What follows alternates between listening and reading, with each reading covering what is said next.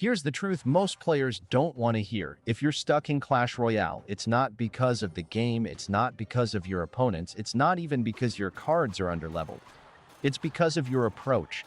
And until you change the way you think and the way you play, you're going to keep running into the same wall season after season. So today, I'm going to give you the real blueprint, the mindset, the strategies, and the habits to finally start climbing even if you're completely free to play. Let's start with the first big mistake, chasing trophies instead of chasing improvement. Too many players only think about the next win, the next chest, the next trophy count. But that short-term focus is exactly what keeps you stuck. Every loss tilts you, every bad matchup feels unfair, and you spiral.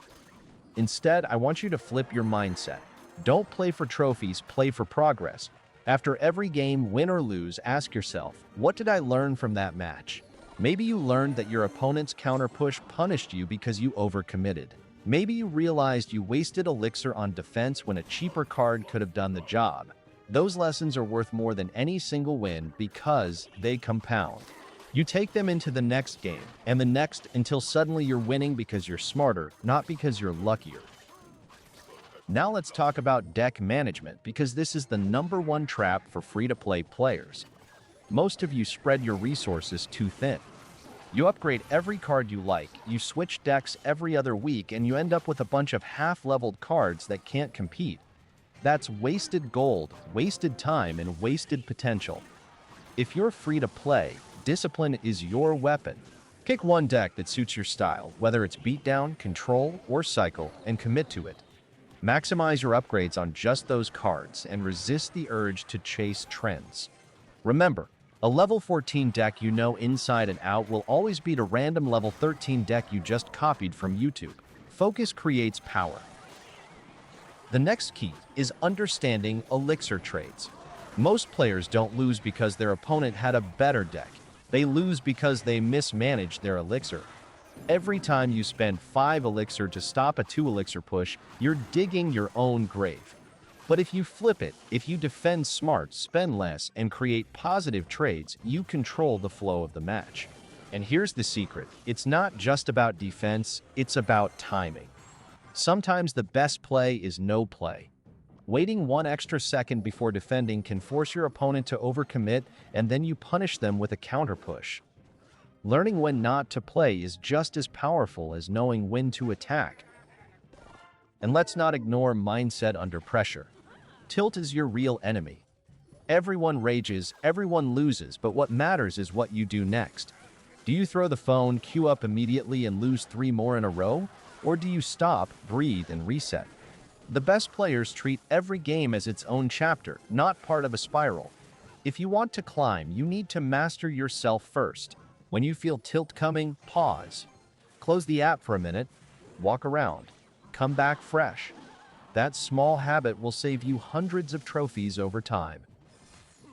Now let's dig into free-to-play progression, because this is where discipline really matters. Don't waste your gold on random upgrades. Don't waste wild cards on niche epics you'll never use. Your goal should be efficiency. Upgrade cards that are core to your deck, cards that appear in multiple archetypes, and cards that are universally useful like Log, Zap, or Tornado. Chests and rewards are slow, yes, but if you stay disciplined, every resource you earn is fuel for long-term growth. While other players scatter upgrades everywhere, you're building a razor-sharp deck that stays competitive season after season. Here's another thing most players overlook. Mastering defense is more valuable than flashy offense. Anybody can drop a golem or royal giant and pray it connects.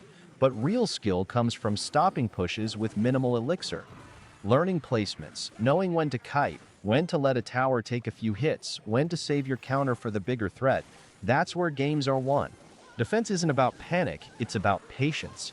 And when you defend well, you don't just stop damage, you create opportunities for counter pushes that swing the game in your favor. Let's also talk about long-term consistency, because improvement doesn't come from one grind session, it comes from habits. Instead of spamming games when you're tilted, set a routine.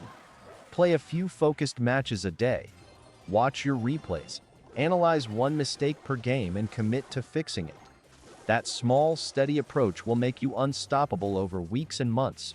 Remember, Clash Royale is a marathon, not a sprint. Most players burn out or tilt out, but if you build consistent habits, you'll outlast them all. Now here's the motivational part, and it applies beyond the game. Clash Royale teaches discipline. It teaches patience.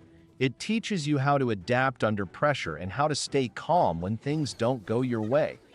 If you can learn to control your tilt here, if you can learn to focus on long-term growth here, you'll carry that mindset into everything else you do. That's why the grind is worth it. Because the victory isn't just in the trophies, it's in the discipline you build along the way. So here's my challenge for you. The next time you play, don't just play for wins. Play to build habits. Play to stay patient. Play to master your deck, to sharpen your defense, to learn from every loss. Do that, and I promise you, you won't just climb, you'll transform the way you approach the game. And one day, you'll look back at the player you used to be and realize you're not just better at Clash Royale, you're stronger, calmer, and more focused than ever before. That's the real win.